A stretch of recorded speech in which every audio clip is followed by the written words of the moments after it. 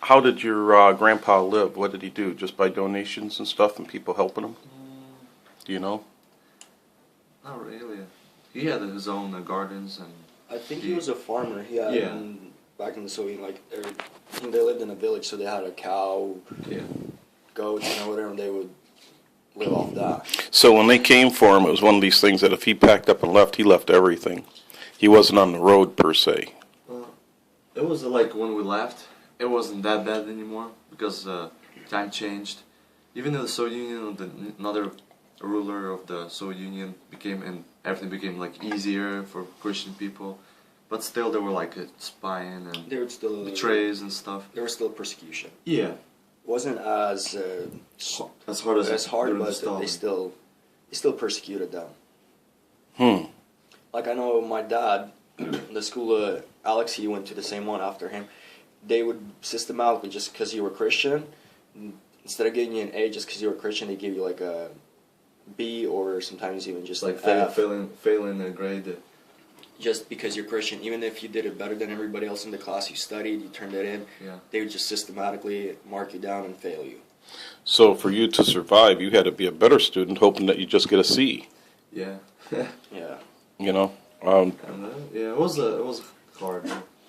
You don't feel going to school, you know, like that. Now, how long have you been here in America? It's almost 13 years. 13 years. 12 And here. your 12th year. Yeah. And how old are you, gentlemen? I'm 20. 20. I'm 23. 23. Almost 23. So you saw 10 years of it over there. So you got pretty vivid memories. Well, yeah. Yeah. And I'm sure you do too when you start seeing that. I was 8, and actually I don't have much memories from Ukraine. Barely remember anything. Really? Yeah. So what you hear is from your parents and grandparents. Huh? Yes. You know. Wow. How did you come to when and how did you become a Christian? Through your father, of course. Yeah, through parents, Yeah, grandparents. through family. Yeah. Do you have a desire to go back to the Ukraine, Not really. even as a gospel missionary? I was thinking about, Ukraine and Russia. I had those ideas that just come up from nowhere, and then it just, I don't know. So how will that happen? The Who way knows? we do it actually is, I don't know, I wouldn't go back there not even to preach, but like we have a lot of preachers that come to our church and missionaries, and they ask for money, and the churches support them, they give them money, so it's in a way spreading the gospel in that way. Since not everybody can go and preach it, they give money to support him so he can buy Bibles or whatever and pretty much support him.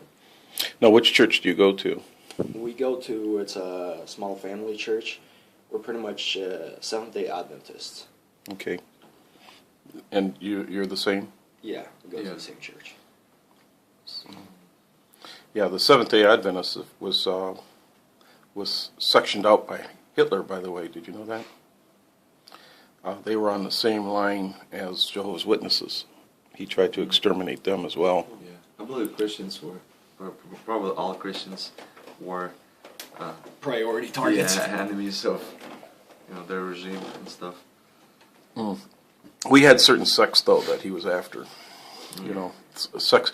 Anybody who preached the gospel under Hitler, you were targeted. Yeah, you were the enemy. Yeah, because he didn't like the idea of him being ostracized as an antichrist and as a murderer. Yeah. Yeah.